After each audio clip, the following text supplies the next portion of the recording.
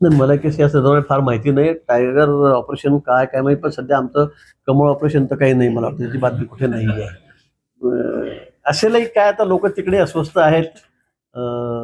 ठाकरे सेनेत राहायला कोणालाही रस राहिलेला नाही. आमदारांची तीच परिस्थिती आहे, खासदारांची तीच परिस्थिती आहे. बघू आता कसं कोणाचं कसं ऑपरेशन सक्सेस होतं, काय होतं.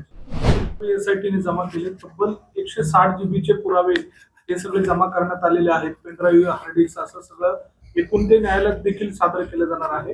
गंभीर मुद्दा होता आणि एसआयटीने एवढं सगळं गोळा केलंय. नाही, मी तेच सांगतो की या संदर्भामध्ये एसआयटी अतिशय म्हणजे रात्रंदिवस काम करते.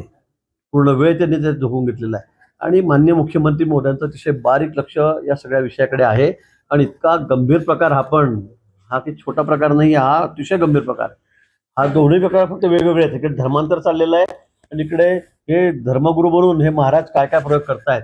आणि आपणही दाखवलेलं आहे की जवळपास 160 बिल त्या संदर्भामध्ये त्या समोर आलेल्या आहेत. त्या संदर्भात चौकशी सुरू आहे, अजून काही समोर आलेलं नाही, पण आपणच त्या ठिकाणी दाखवतात.